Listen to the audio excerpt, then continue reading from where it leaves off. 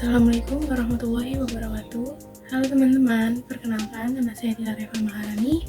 Saya dari Prodi Manajemen semester 4, mahasiswa Institut Bisnis Muhammadiyah Bekasi. Di sini saya akan menjelaskan tentang manajemen kinerja. Apa sih manajemen kinerja itu? Manajemen kinerja adalah proses pengembangan yang bertujuan untuk meningkatkan kinerja dan potensi orang melalui upaya mereka sendiri dan dengan bantuan manajer mereka dan organisasi. Di sini saya akan menjelaskan tujuan manajemen kinerja menurut Bintaro dan Daryanto 2017. Tujuan manajemen kinerja adalah sebagai berikut. Yang pertama adalah tujuan strategi, mengaitkan kegiatan pegawai dengan tujuan organisasi. Pelaksanaan strategi tersebut perlu mendefinisikan hasil yang akan dicapai, perilaku, karakteristik pegawai yang dibutuhkan untuk melaksanakan strategi, mengembangkan pengukuran dan sistem feedback terhadap kinerja pegawai.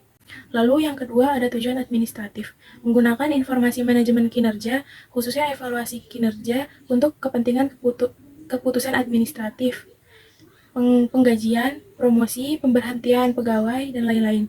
Yang ketiga ada tujuan pengembangan, yaitu dapat mengembangkan kapasitas pegawai yang berhasil di bidang kerjanya, pemberian training bagi yang berkinerja yang tidak baik atau penempatan yang lebih cocok. Lalu yang keempat ada tujuan khusus manajemen kinerja, yaitu memperoleh peningkatan kerja sustainable, meningkatkan motivasi dan komitmen karyawan, memungkinkan individu untuk mengembangkan kemampuan, meningkatkan kepuasan kerja, dan mencapai potensi pribadi yang bermanfaat bagi individu dan organisasi. Lalu di sini ada manfaat manajemen kinerja.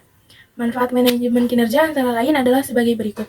Yang pertama, menerjemahkan visi dan misi organisasi ke dalam tujuan dan hasil yang jelas dan dapat diukur, yang menentukan keberhasilan dan dipahami bersama oleh tiap orang dalam organisasi dan pelanggan dan stakeholder. Yang kedua, menyediakan alat untuk menilai, mengelola, dan meningkatkan kesehatan dan keberhasilan keseluruhan organisasi. Yang ketiga, melanjutkan pergeseran dari orientasi pengendalian dan ketaatan menjadi pendekatan strategi yang berkelanjutan kepada manajemen. Yang keempat, menyediakan sebuah sistem manajemen kinerja yang mendalam dan dapat diduga hasilnya dengan memasukkan ukuran-ukuran kualitas, biaya, ketepatan waktu, layanan pelanggan, serta kepuasan, motivasi, dan keahlian pegawai. Yang kelima, ada mengganti sistem penilaian kinerja yang ada dengan sebuah pendekatan yang sesuai dengan manajemen kinerja. Lalu ada cara-cara membuat manajemen kinerja yang efektif. Ada beberapa langkah yang harus dilakukan antara lain sebagai berikut. Pertama, perencanaan kerja yang jelas dan terstruktur. Semua harus terencana dan terstruktur agar komponen-komponen yang terlibat di dalamnya dapat bekerja dengan efektif, tidak memboroskan waktu dan biaya. Itulah cara kerja yang efektif. Yang kedua, sumber daya alam yang berkualitas. Sebuah manajemen yang terdiri atas orang-orang pilihan berkualitas. Namun, jika orang-orang di dalamnya hanya pilihan dari keluarga atau kerabat terdekat yang tidak berkualitas sama sekali, sama saja omong kosong. Perusahaan yang masih menerapkan nepotisme seperti itu tidak akan bertahan lama, karena jajaran di bagian atas diisi oleh orang-orang pilihan tidak berkompeten. Oleh karena itulah, pemilik perusahaan harus berani mengambil langkah cerdas dan bijak agar jajaran manajemen diisi oleh orang-orang pilihan yang benar-benar berkualitas. Yang ketiga, ada belajar dari perusahaan lain. Jangan pernah malu dan takut untuk terus belajar, selama untuk tujuan yang baik dan benar. Silahkan untuk belajar. Demikian juga yang harus dilakukan oleh sebuah perusahaan yang ingin mengubah kinerja manajemennya agar lebih efektif. Jajaran di manajemen dapat belajar dari perusahaan yang lebih maju dan berkembang. Lalu berikutnya ada 4 tahapan manajemen kinerja. Yang pertama ada fase planning. 4 tahap ini dimulai dengan membuat rencana perusahaan yang diarahkan pada sasaran strategis, Key Performance Indicator atau KPI, standar kerja, dan aktivitas SMART. Yang kedua ada fase ongoing dan monitoring.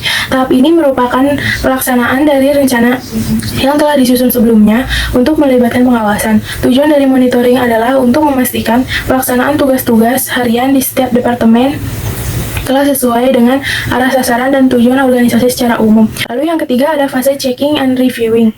Evaluasi ini untuk menilai sejauh mana rencana telah berjalan dan sasaran telah tercapai, apa yang menjadi kendala, dan bagaimana memperbaikinya ke depan.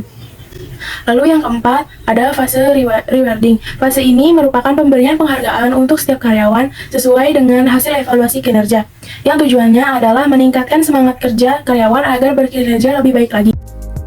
Baik teman-teman, segitu saja penjelasan terkait manajemen kinerja. Wassalamualaikum warahmatullahi wabarakatuh.